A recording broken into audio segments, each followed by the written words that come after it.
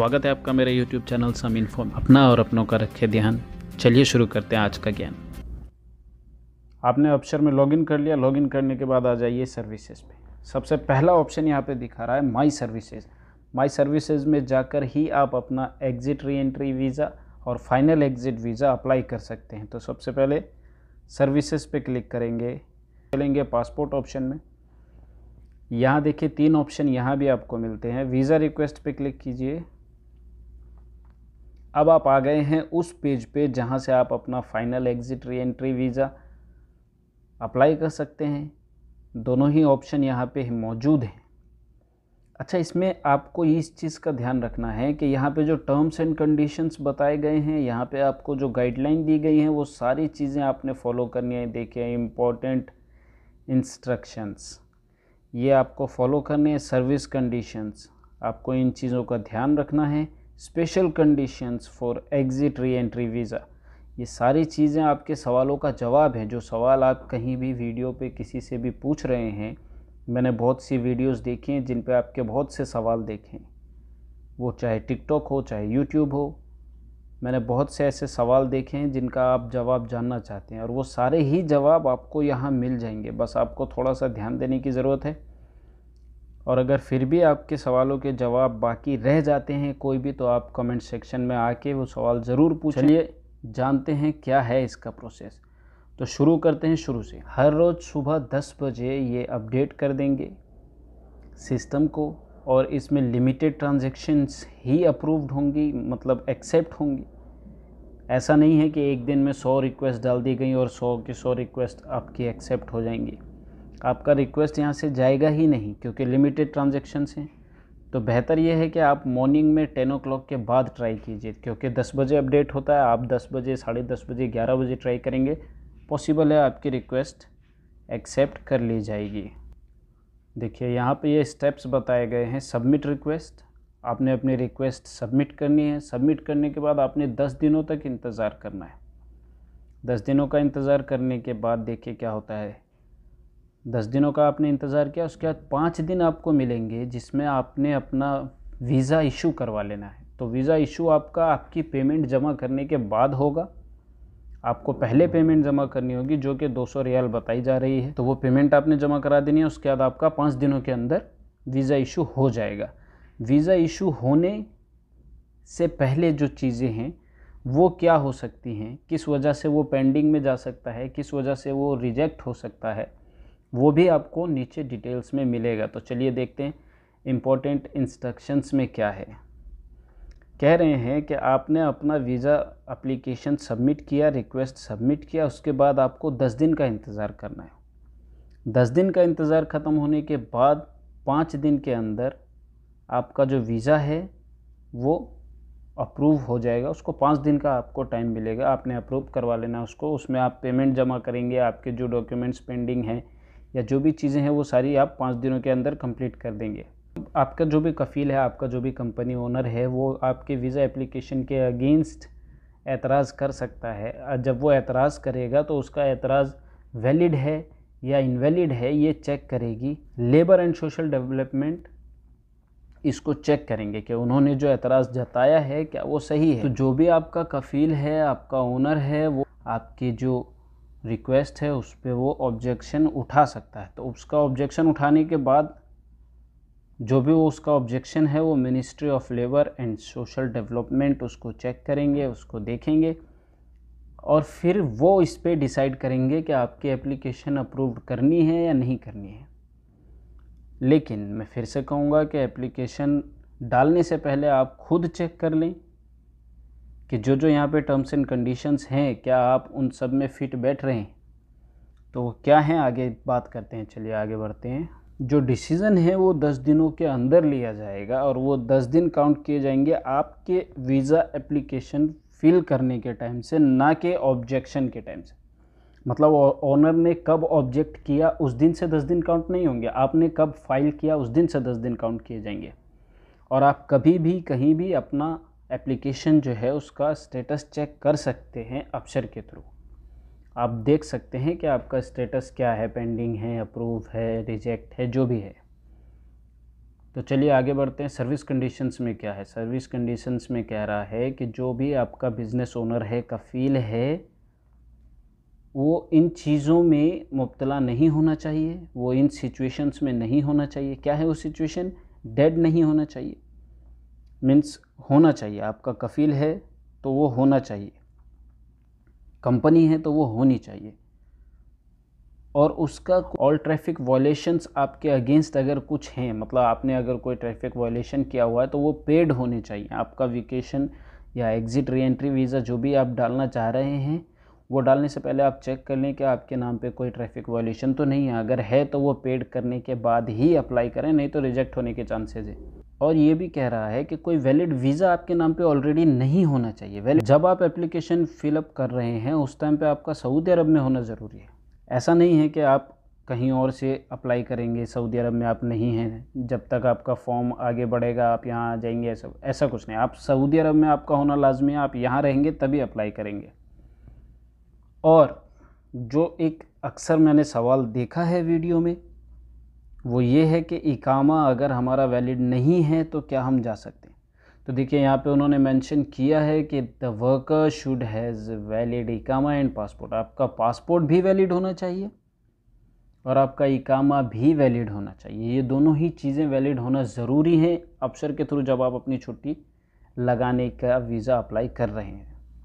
Special conditions for exit re entry visa, ये exit re entry visa वालों के लिए कंडीशन है। क्या है वो कंडीशन?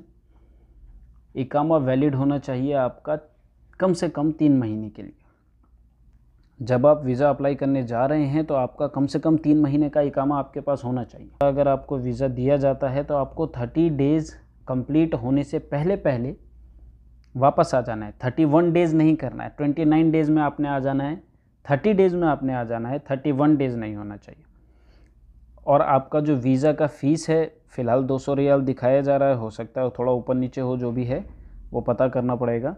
लास्ट टाइम मैंने चेक किया था तो 200 रियाल दिखा रहा था। तो जो वीज़ा फ़ीस है वो आपका पेड होना चाहिए, मतलब आपका वीज़ा इशू होने से पहले आपने वो वीज़ा का पे करना है अमाउंट, और ये आप पेमेंट सदाद के थ्रू ही आप कर सकते हैं। उसके बाद ये ऑप्शन है कि ये जो भी चीज़ें आपने ऊपर देखी और पढ़ी उन सभी चीज़ों से आप एग्री करते हैं। चलिए आगे बढ़ते हैं। Special condition for final exit visa, ये जो 2 ऑप्शन दिखा रहा है ये फाइनल एग्ज़िट वीज़ा वालों के लिए ही है। उनके लिए ये है कि जब आप फाइनल एग्ज़िट वीज़ा अप्लाई कर रहे हैं तो आपके नाम पे सिस्टम में कोई गाड़ी नहीं होनी चाहिए। समझ रहे हैं? कई बार होता है कि हम गाड़ी अपने नाम पे ले लेते हैं, गाड़ी अपने नाम पे मिल जाती है। अगर आप फाइनल एग्ज़िट जा रहे हैं तो गाड़ी आपके नाम पे नहीं होनी चाहिए। वीज़ा अप्लाई करने से पहले ही वो गाड़ी आप या तो किसी और के नाम कर दीजिए, जो भी आप कर सकते हैं इस बारे में देख लीजिए। और ये जो चीज़ें आपने पढ़ी इन सभी चीज़ों पे आप एग्री करते हैं। जब ये सारी चीज़ें आपकी कंप्लीट हैं, मैंने जो भी ऑप्शंस आपको बताए, जो भी यहाँ पे टर्म्स एंड कंडीशंस पढ़ के बताई, सारी चीज़ें वैलिड हैं आपके लिए, तो आप अप्लाई कर सकते हैं। अप्लाई कैसे करेंगे? क्रिएट क्लिक करने के बाद यहाँ देखिए इस तरीके का इंटरफेस आ जाता है। रिक्वेस्ट टाइप में आपको exit re entry visa single और फाइनल एग्ज़िट वीज़ा, ये 2 ऑप्शंस यहाँ पे आपको मौजूद मिलेंगे। इनमें आपने क्लिक करना है। अगर आप exit re entry visa apply करना चाहते हैं सिंगल, तो आप फर्स्ट वाले ऑप्शन पे क्लिक कीजिए। देखिए आप जो यहाँ पे डेट डालते हैं, सपोज़ आप 30 डेज़ डालते हैं तो 30 डेज़ आपका काउंट तब से किया जाएगा जब से आपका वीज़ा इशू होता है। सपोज़ आपका वीज़ा 10 दिन के बाद इशू किया जाता है तो वो 10 दिन के बाद से ही आपका 30 डेज़ काउंट होता है वीज़ा का। जिस दिन वीज़ा आपका इशू होता है उस दिन से आपका वीज़ा काउंट किया जाता है 30 डेज़ के लिए, ना कि आपके रिक्वेस्ट सबमिट करने के टाइम से। कुछ लोगों का ऐसा भी सवाल मुझे देखने को मिला है, इसलिए मैं क्लियर कर रहा हूँ कि आज आपने वीज़ा सबमिट किया अपना रिक्वेस्ट, तो आज से 30 डेज़ काउंट नहीं होगा। जिस दिन आपका वीज़ा इशू हो जाएगा उस दिन से आपका 30 डेज़ काउंट किया जाएगा। और दूसरी बात कि यहाँ आप 30 डेज़ का ही अप्लाई कर सकते हैं, 60 डेज़ 90 डेज़ अप्लाई नहीं कर सकते हैं, और मोर देन 2 डिजिट तो यहाँ पे आपका एक्सेप्ट ही नहीं होगा। फ़र्ज़ कीजिए मैं 120 दिन की छुट्टी लगाना चाहता हूँ, तो देख सकते हैं आप मैंने 0 कई बार प्रेस किया है बट 0 नहीं आ रहा है, क्योंकि यहाँ पे सिर्फ 2 डिजिट ही एक्सेप्टेबल हैं।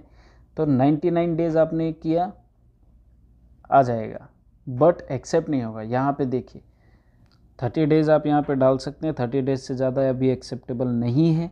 प्लस देखिए ये जो ऑप्शन है यहाँ पे आपने देखा, यहाँ पे टिक का साइन हुआ, ये क्या कह रहा है, ये कह रहा है कि आप इस बात से सहमति जाहिर करते हैं। ये आपने क्लिक कर दिया, उसके बाद ये कहता है कि आपने इस बात की सहमति दी है, आप इस बात से सहमत हैं कि आप जानते हैं कि जो कॉन्ट्रैक्ट आपका और आपके ओनर के बीच में होता है, अगर आप उसका किसी भी तरीके से मिसयूज़ करते हैं या उस कॉन्ट्रैक्ट के ख़िलाफ़ जाते हैं तो उसकी क्या पेनल्टीज़ हो सकती हैं, ये आप जानते हैं और आप उसके सहमत में हैं, आप उससे सहमत हैं। मतलब अगर आप 30 डेज़ के लिए जाते हैं छुट्टी और 30 डेज़ तक आप वापस नहीं आते हैं, तो जो सऊदी में लॉ है कि आप छुट्टी गए और वापस नहीं आए तो आपके साथ क्या बैन हो जाएगा, आप कितने साल तक सऊदी नहीं आ पाएंगे काम करने के लिए, वो जो लॉज हैं आप उन सब से भी सहमत हैं। तो ये सारी डिटेल है, आप एक बार इसे पढ़ लीजिए। और 30 डेज़ से ज़्यादा एक्सेप्ट नहीं करेगा। देखिए 90 डेज़ डाल के मैं नेक्स्ट पे क्लिक करता हूँ, ओके, कंफर्म पे क्लिक करता हूँ। देखिए क्या आता है, the maximum number of days for visa duration is 30। मतलब सिर्फ 30 डेज़ का ही आप यहाँ पे सबमिट कर सकते हैं रिक्वेस्ट, 30 डेज़ से ज़्यादा का सबमिट नहीं कर सकते। तो 30 डेज़ डाल के आप अपनी ये रिक्वेस्ट डाल सकते हैं। बैक करते हैं, चलिए देखते हैं। ये सारी चीज़ें मैंने आपको एक्सप्लेन कर दी हैं। यहाँ से आप फ़ाइनल एग्ज़िट वीज़ा की बात करें तो देखिए फ़ाइनल एग्ज़िट वीज़ा में यहाँ कोई ड्यूरेशन नहीं होती, क्योंकि आप जा रहे हैं, आपने वापस नहीं आना है। तो फ़ाइनल एग्ज़िट वीज़ा है, उसके बाद भी आपको वही सेम चीज़ें हैं। यहाँ पे आप इसको नेक्स्ट करेंगे तो आगे कुछ और ऑप्शन आएगा, क्योंकि मैंने अप्लाई नहीं करना है तो मैं ये ट्राई भी नहीं करूँगा। बैक चलते हैं एक बार फिर से। आपने अपनी रिक्वेस्ट सबमिट कर दी, अब आपने चेक करना है तो आप सेम इसी पेज पे आइए, वापस व्यू रिक्वेस्ट रिपोर्ट पे क्लिक कीजिए। यहाँ आपने जो भी रिक्वेस्ट डाली हैं 10, 25, 50, 100 रिक्वेस्ट तक एक बार में आप चेक कर सकते हैं। 10 कीजिए, रिक्वेस्ट में आप यहाँ पे सर्च कर सकते हैं क्या आपका रिक्वेस्ट आप सर्च करना चाह रहे हैं। अगर आपने बहुत सारी रिक्वेस्ट डाल रखी हैं तो आपको सर्च करने की ज़रूरत पड़ेगी, नहीं तो आपका यहाँ पे शो कर जाएगा 1 से 2 अगर रिक्वेस्ट हैं तो। उसके बाद रिक्वेस्ट नंबर आएगा, रिक्वेस्ट डेट आएगी, वो सारी डिटेल आपको यहाँ पे शो करेगा। ज़्यादा जानकारी के लिए यहाँ पे क्लिक कर सकते हैं। यहाँ पे आपको देखने को मिलेगा इन प्रोग्रेस, अप्रूव्ड और रिजेक्ट, 3 तरीके के स्टेटस आपको देखने को मिल सकते हैं। अगर इन प्रोग्रेस है तो मतलब आपका जो रिक्वेस्ट है वो अंडर रिव्यू है ministry of labour and social development के थ्रू। अगर आपका अप्रूव्ड शो कर रहा है तो request is ready to issue the visa. अगर अप्रूव्ड है तो अब आपके पास 5 दिन हैं, आप अपना वीज़ा इशू करवा सकते हैं। इन 5 दिनों में जाइए, पेमेंट कीजिए सदात के थ्रू और जो चीज़ें वो मांगते हैं वो सारी चीज़ें उन्हें प्रोवाइड कराइए। अगर रिजेक्टेड शो करता है तो क्या है, क्यों रिजेक्टेड आ रहा है? अगर रिजेक्टेड आ रहा है तो ministry of labour and social development की तरफ से रिजेक्ट कर दिया गया है। अगर क्लोज्ड आ रहा है, देखिए क्लोज्ड का भी ऑप्शन आएगा। क्लोज्ड आएगा उस सिचुएशन में कि 10 डेज़ फिनिश होने के बाद 5 डेज़ आपके पास थे जो आपकी तरफ से आपने यूज़ करने थे, आपने पेमेंट करनी थी, आप 5 दिनों तक पेमेंट नहीं कर पाए, आपकी एप्लीकेशन जो है, रिक्वेस्ट जो है क्लोज्ड कर दी जाएगी। वीज़ा इशू जिस पीरियड में होना चाहिए उस पीरियड में नहीं हुआ, इसलिए आपकी रिक्वेस्ट क्लोज कर दी गई। कैंसिल्ड आप कर सकते हैं अपनी तरफ से। कंप्लीटेड अगर शो करता है तो इसका मतलब आपका वीज़ा इशू हो चुका है और वो कंप्लीट है। मेरे हिसाब से आपको आपके सारे सवालों के जवाब मिल गए होंगे, जहाँ तक मुझे उम्मीद है। अगर आप किसी और जानकारी के बारे में चाहते हैं कि मैं वीडियो बना के एक्सप्लेन करूं तो आप ज़रूर मुझे कमेंट सेक्शन में बताएं, मैं आपके लिए उस टॉपिक पे वीडियो बना दूंगा। मिलते हैं आपसे अगली इसी तरह की एक इन्फॉर्मेटिव वीडियो।